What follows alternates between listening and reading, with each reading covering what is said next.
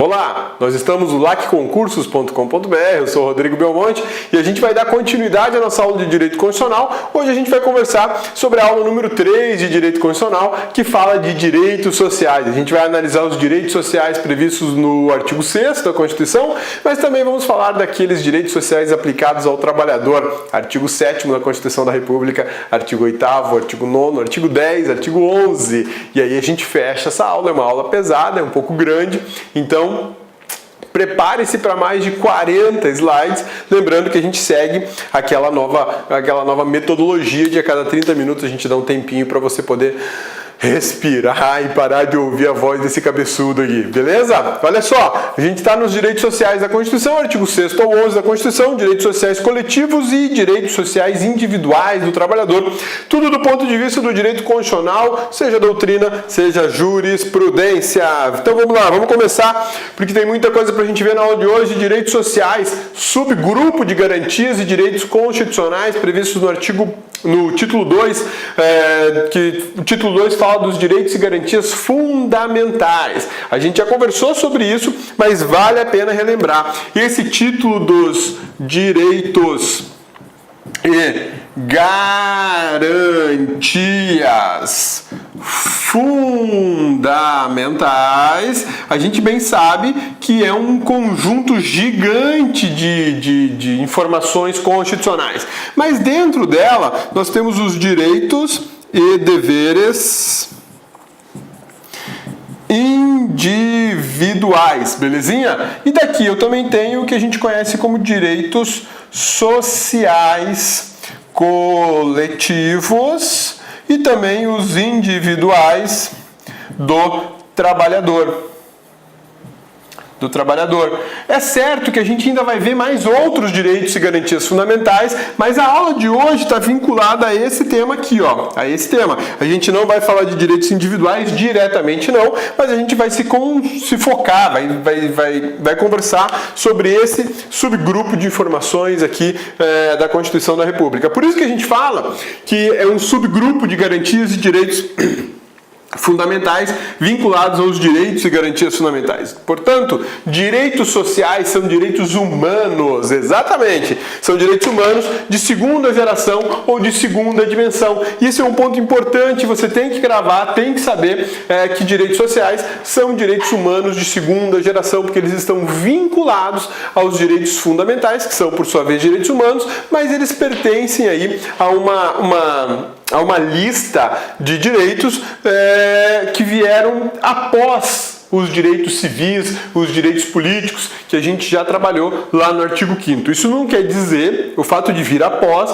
não quer dizer que os direitos individuais desapareceram, os direitos humanos de primeira geração desapareceram. Não, eles coexistem com os direitos sociais. Por isso que eu prefiro chamar direitos humanos de primeira dimensão, segunda dimensão, terceira dimensão. Há quem critique as duas classificações e tem uma terceira, mas isso aí é para aula de direitos humanos. Vamos seguir aqui no basicão, né, no feijão com arroz, que a gente vai fazer sucesso. Bora? Comparação. O artigo 5º fala de direitos individuais. Do artigo 6º ao 11, eu estou falando de direitos sociais individuais e coletivos. Aqui no artigo 5º, eu tenho uma preocupação enorme com o indivíduo, a sua vida, a sua liberdade, a privacidade, né? A propriedade, a igualdade, por aí vai. Do 6º ao 11, eu tenho uma preocupação de caráter coletivo, tá aqui, de caráter coletivo e também de caráter individual. Quando é que eu tenho de caráter individual? Onde que eu tenho os direitos sociais de caráter individual? Aqui, ó, no artigo 7º da Constituição Federal de 1988, quando eu falo do trabalhador. É individual porque se refere especificamente ao trabalhador. Essa é a grande sacada da comparação que a gente já faz aqui. Tratam-se de liberdades positivas. Essas liberdades positivas, lembra dos 4 status de Jelinek que a gente estudou aqui nas nossas aulas? Pois bem, na verdade lá na aula Eficácia constitucional, a aplicabilidade da Constituição, né? Que a gente estuda a eficácia das normas limitadas, contidas e de eficácia plena. E aí a gente estuda lá os 4 status de Jelinek. Um deles é justamente isso aqui, normas de caráter positivo. São normas afirmativas que impõem ao Estado alguma obrigação de fazer, seja uma proteção, seja um serviço público e por aí vai. As normas, as liberdades positivas, elas existem justamente para garantir ao trabalhador uma segurança, nesse caso uma segurança social, estabelecendo que o Estado deve agir em prol do trabalhador. Por exemplo, segurança do trabalho. O Estado vai legislar para produzir normas que criem regras de segurança no trabalho visando a tutela do trabalhador, limitações da exploração da mão de obra. Eu vou criar regras que estabeleçam um patamar máximo de horas trabalhadas por dia. Isso é o quê? São imposições apresentadas para o Estado para garantir liberdades para os trabalhadores. Acontece que os direitos sociais, de forma geral, eles não se vinculam apenas aos trabalhadores. A gente vai ver que os direitos sociais são direitos vinculados e direcionados para a sociedade de forma geral. São direitos como de garantia do lazer, garantia de moradia, vestuário, alimentação, previdência. Tudo isso é direito social e impõe ao Estado a realização de determinadas políticas públicas que tutelem tais direitos. Por exemplo, o programa Minha Casa Minha Vida. Isso é decorrente de uma política pública. O programa Minha Casa Minha Vida é uma política pública para financiar habitação a preços populares, dar condição ao cidadão de baixa renda, aquele cidadão que tem uma remuneração pequena, que ele consiga adquirir o seu imóvel próprio, ainda que financiado em 2 milhões de anos, né? Mas não interessa, interessa que ele consiga ter o próprio imóvel, ter a sua propriedade. É um bem tão almejado por tantos brasileiros e é uma garantia fundamental. Todos devem possuir a sua morada, né? Então a ideia de ter uma liberdade positiva, de prestações sociais positivas, envolve justamente tudo isso, né? Regras de observância obrigatória em um Estado social. O Brasil é um Estado social ou não é um Estado social? Esse é um questionamento interessante que pode te aparecer nas provas de concurso público na parte teórica sobre direitos sociais. Vamos fazer uma análise rápida aqui, que é a seguinte, olha só, Estado... A palavra Estado, né, esse conceito Estado, ele aparece no seu aspecto individual. O foco era justamente o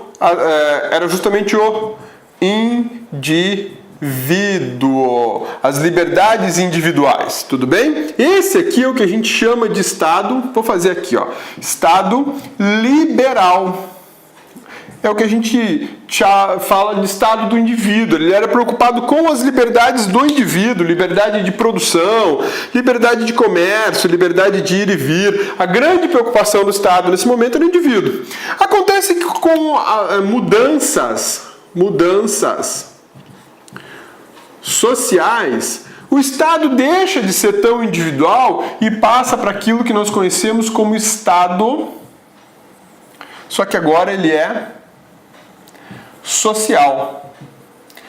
A preocupação do Estado maior, o grande foco do Estado agora é a sociedade. Então, nós teremos regras preocupadas e voltadas para a sociedade, para a coletividade, né? Posso colocar aqui, ó, coletividade, né? Coletividade de trabalhadores, coletividade de pessoas de um determinado grupo social, são coletividades, de forma geral são coletividades. Essa transição aqui, ela é histórica, não só no Brasil como no mundo. Há uma discussão gigante se o Estado ele é individualista ou se ele é mais preocupado com a sociedade de forma geral. Os direitos humanos de primeira dimensão estão vinculados a esse Estado individual, esse Estado social. Já os direitos humanos de segunda dimensão, eles estão vinculados ao Estado social. As regras que a gente estuda aqui, como as regras do artigo 6º da Constituição Federal de 1988, eles têm uma vinculação enorme com esse movimento social. Pô, cabeça, então o socialismo vem disso? O socialismo tem sua... Olá, meus amigos, minhas amigas, sou o professor Luiz Antônio de Carvalho e com muita satisfação, muito orgulho, estou aqui para fazer um convite muito especial para você. Você que está estudando para o concurso da Polícia Militar do Estado de São Paulo, nós aqui da Lá Concurso, nós elaboramos um super curso para vocês, um curso que atende 100% do edital, ponto a ponto do edital, um curso super atualizado, super competitivo, por um custo super barato para vocês. É o famoso bom, bonito e barato. Este nosso curso custa apenas, preste atenção, é isso mesmo, 10 parcelas de R$ 25. 10 parcelas de R$ 25, você vai estudar em alto nível para o concurso da Polícia Militar do Estado de São Paulo. Bacana, meus amigos? Então espero vocês aqui na Lá Concursos. Esta aula que você assistiu foi uma aula demonstrativa. O restante dessa videoaula e muito mais está lá no nosso site da Lá Concursos. Vem comigo. Um forte abraço, fique com Deus. Tchau, tchau. Clique lá.